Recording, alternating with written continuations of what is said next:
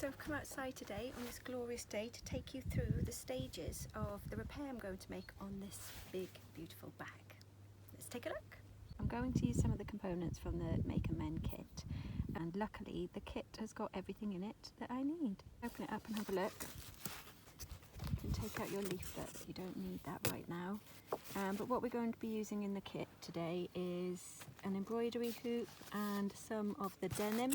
All the kits have a good selection of denim, and we're going to use that to mend the hole on the bottom of my lovely bag. So first thing you can see is this hole here and a smaller hole just to the side. I have cut a patch of denim from the kit that's just big enough to cover it, and luckily this patch should fit within the embroidery hoop that comes with the kit. If it didn't, if I needed to fix a larger area, this bag is quite sturdy, so I wouldn't have any problem just sewing the patch on. What you're going to do is just loosen your hoop off quite a lot so that the centre hole comes out. And then I'm going to take the centre part and place it on the inside of the bag, roughly around where my repair is going to be.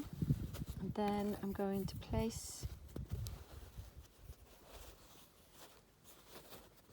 the outer hoop over the top. I just need to loosen it off a little bit more because this fabric is quite thick and you sort of have to stretch it over.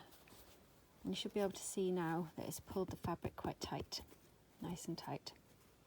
And if you can, tighten up the screw so it keeps it in place. Now usually with a bigger mend or maybe a piece of clothing, I might be inclined to whip stitch this round the corner. But what I'm going to do here is I'm just going to run lines of running stitch across this patch, making sure that I go all the way through to the back of the bag. You can see that this patch is a little bit big for this hoop, so I'm going to start a little bit in and finish a little bit in, and then just do the end bits afterwards. So I'm just threading the needle, pulling through a fair amount, but I'm going to leave the end, I've got quite a long bit here, I'm going to leave the end without a knot, and I'll show you how to deal with that later on. Okay, let's get stitching. Just bringing the needle up from beneath, on the inside of the bag, making sure that I'm not going to pull all of the thread through. I've got my hands on it underneath at the moment, leaving quite a long tail. And now I'm just going to be doing a running stitch along the denim. I'll do this one first just to show you. So I've gone under and over, and I'm going to keep making these small stitches all the way along in lines back and forth. Don't worry about your repairs being perfect, just start them.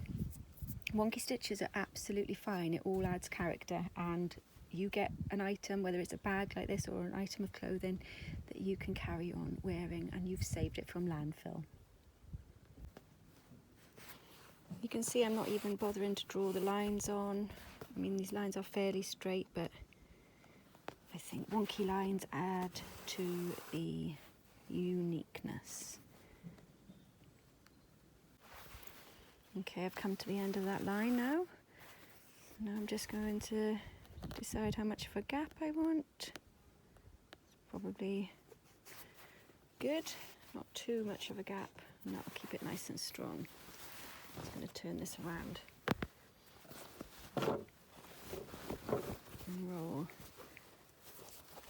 this side of the bag up, just so it's out of my way.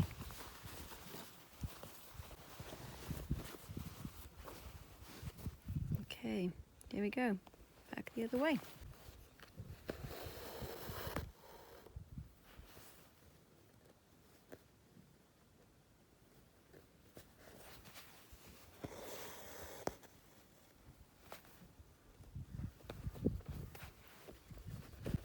so lovely to be able to do this outside on a day like this. It really is quite a meditative and peaceful, with a great sense of achievement at the end because you've repaired a beloved item.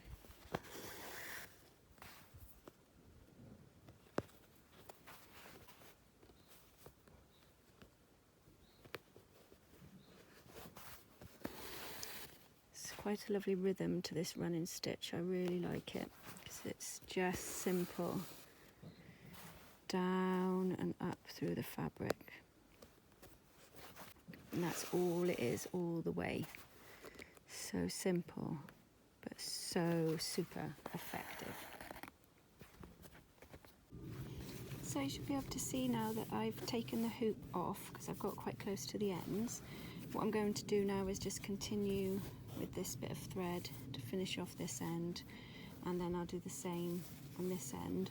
And just to show you that, you know, not every mend has to be a really fancy design. Also, this is the bottom of a bag, so it won't be that visible, but I'm pleased with it. You know, you can see though that my stitches are not uniform, slightly wonky, not all the same size, but that's okay by me.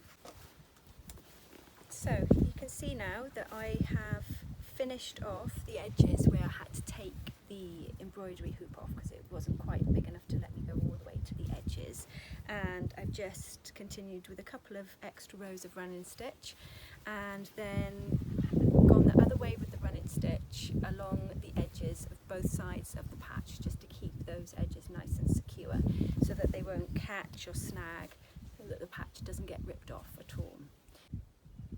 Here's a bit of a close-up of the patch for you, and you can just see how simple I have kept it, and also it shows you just how I've secured the edges, both sides of the patch in place. Next, now we're going to have a little look at the inside and ways that you can secure the threads.